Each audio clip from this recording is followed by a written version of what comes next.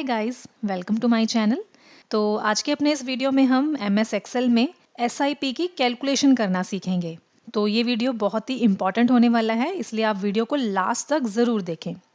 तो SIP के लिए हमने जो मंथली इन्वेस्टमेंट की है वो है 35,000 की।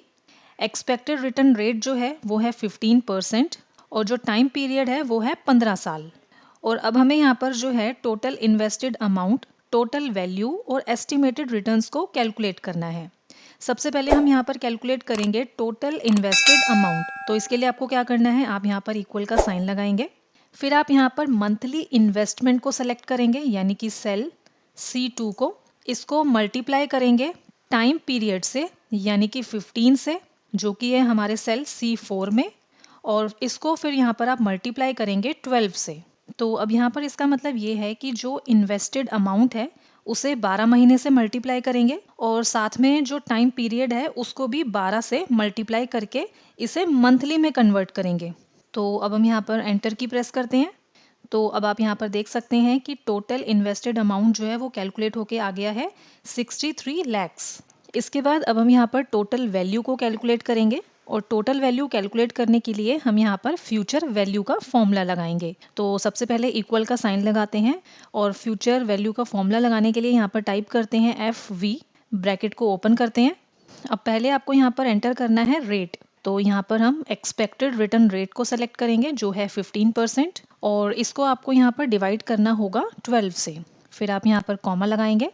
फिर यहाँ पर है एन पर का मतलब है कि यहाँ पर आपको टाइम पीरियड को सेलेक्ट करना है और इसे आप मल्टीप्लाई करेंगे 12 से। तो इसका मतलब यहाँ पर ये है कि जो टाइम पीरियड है वो ईयरली है, तो ईयरली को मंथ में कन्वर्ट करने के लिए हमने यहाँ पर इसको 12 से मल्टीप्लाई किया है। फिर से हम यहाँ पर कॉमा लगाते हैं और अब आपको यहाँ पर देना है PMT का मतलब है कि आपको यहाँ पर सेलेक्ट करना है अपनी मंथली इन्वेस्टमेंट को। और मंथली इन्वेस्टमेंट को सेलेक्ट करने से पहले आपको यहाँ पर माइनस का साइन लगाना है, अदरवाइज जो आपका रिजल्ट आएगा वो फिर नेगेटिव में आएगा। तो हम यहाँ पर माइनस का साइन लगाते हैं और मंथली इन्वेस्टमेंट को सेलेक्ट करते हैं जो है सेल C2। फिर हम यहाँ पर कॉमा लगाएंगे। फिर है PV यानी कि प्रेजेंट वैल्यू। तो प्रेजेंट वैल्यू हमारे पास यहाँ पर कुछ नहीं है, तो इसको हम स्किप करेंगे और अगेन कॉमा लगाएंगे। इसके बाद यहाँ पर है टाइप और टाइप में आपको यहाँ पर दो ऑप्शंस मिलते हैं, एंड ऑफ द पीरियड और बिगनिंग ऑफ द पीरियड। इसका मतलब ये है कि जो पेमेंट का टाइम है वो पीरियड के एंड में हो या पीरियड के बिगनिंग में हो।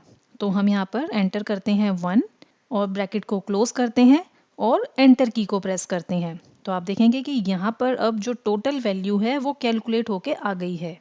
और इसके बाद अब हम यहाँ पर जो है एस्टिमेटेड रिटर्न्स को कैलकुलेट करेंगे। एस्टिमेटेड रिटर्न्स को कैलकुलेट करने के लिए आपको टोटल वैल्यू में से टोटल इन्वेस्टेड अमाउंट को माइनस करना होगा।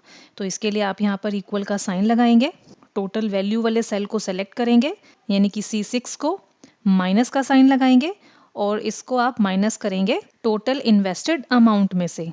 तो यहाँ पर हम सेल सेलेक्ट करते हैं C5 और एंटर की प्रेस करते हैं और आप यहाँ पर देख सकते हैं कि एस्टिमेटेड रिटर्न्स यहाँ पर कैलकुलेट होके आ गई है। तो अगर आपकी मंथली इन्वेस्टमेंट 35,000 है और उसका रिटर्न रेट 15% है, तो अगर आप 35,000 रुपये 15% के हिसाब से 15 साल के लिए इन्वेस्ट करते हैं तो आपका जो टोटल इन्वेस्टेड अमाउंट होगा वो होगा 63 लैक्स। टोटल वैल्यू होगी 2,36,90,208.29 रुपीज़ और एस्टिमेटेड रिटर्न्स होगी 1,73,90,208.29 रुपीज़। और इसके अलावा अगर आप यहाँ पर इनमें से किसी भी वैल्यू को चेंज करते हैं, जैसे अगर हम यहाँ पर टाइम पीरियड को चेंज करते हैं, सपोज हम यहाँ पर करते हैं 10 और जैसे हम यहाँ पर एंटर की प्रेस करेंगे तो आप देखेंगे कि यहाँ पर total invested amount, total value, estimated returns भी चेंज हो गया है।